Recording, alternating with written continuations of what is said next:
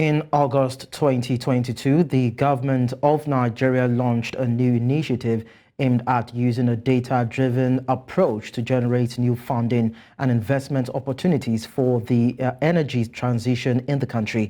Now, this is in line with Nigeria's goal of achieving carbon neutrality by the year 2060. News Central's Bettina Nwelih has more.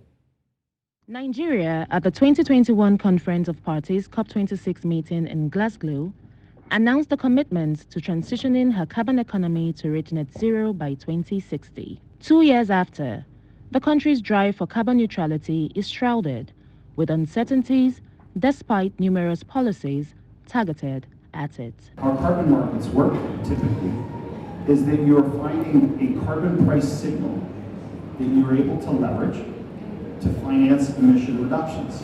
And by creating those emission reductions, you can get paid for those emission reductions. Now, there are different approaches to carbon pricing. One approach is to tax, what we would consider a stick approach. The other approach is using a carbon market or a positive price signal, which is more of a carrot. Recently, at the COP28 summit on methane and other non-CO2 greenhouse gases, President Bola Tinubu pledged Nigeria's commitment to end gas flaring as part of its contribution to the global push to reduce methane emissions. He called out the world's biggest economies, the US and China, who he says are the biggest culprits in greenhouse gas emissions, urging them to act fast as the earth needs urgent healing. Sitting there hearing you, I know I have to commit ourselves. And we have been doing so before today.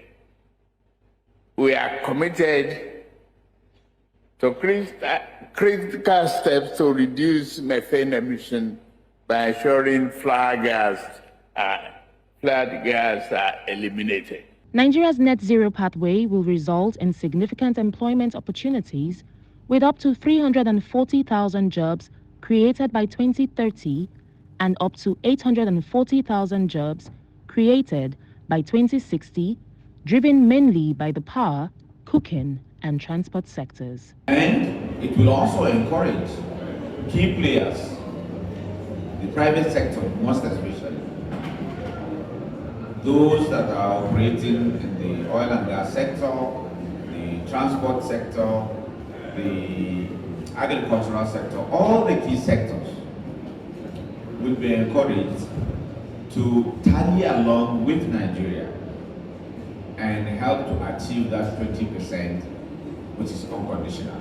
It is hoped that beyond rhetoric, there will be actions to back up these words in order to make the world, including Nigeria, a safer environment.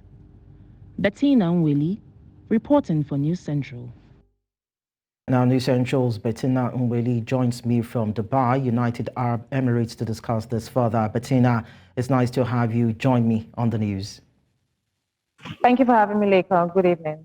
Yeah, we know that a lot of talks have been ongoing in about a week now, talking about how to deal with the issues of climate change and reduce carbon emissions. For Nigeria in particular, how is the country significantly planning to reduce its reliance on fossil fuels and decrease greenhouse gas emissions? Well, Lekan, for starters, I think that what was deliberated here at COP28, number one thing was the issue of cars. Now, Nigerians drive cars in such a way that even the manufacturers of the cars will be worried. You will see cars of 20 years ago, 25 years ago, still on the streets of Nigeria. And of course, the exhaust that will come from that, the kind of gas that will come from that kind of vehicle should already tell you the harm we are doing to ourselves. Another thing that we are looking to do is planting of trees. Now, the Niger State governor mentioned this yesterday during their session on how they were about to plant about 1 million trees in Niger State because they had the vast land. And we've seen that when we plant so many of these trees, we're talking about afforestation and reforestation for places that don't even have these trees at all, it's going to contribute to reducing the carbon dioxide in the air. So those are the things that are still being deliberated on, and we hope that it will not just end in talks, but there will be actions to back all of these pledges up. Finally, before I let you go, Bettina, from all the deliberations and everything that stakeholders have said, is it achievable for Nigeria to attain carbon neutrality by the year 2060?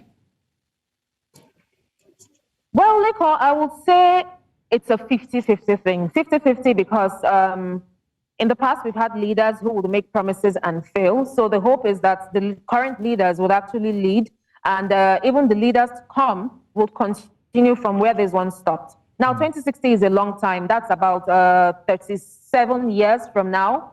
And ideally, that should be enough time for us to put our books in order and make sure that we make the country work climate change wise. But if not, if we don't do anything about this from now, by 2060, I'm afraid that we'll be facing so many challenges that we probably would not be able to solve. Bettina Nwelih, thank you so much for your time. Thank you for having me, Lekan. You're welcome.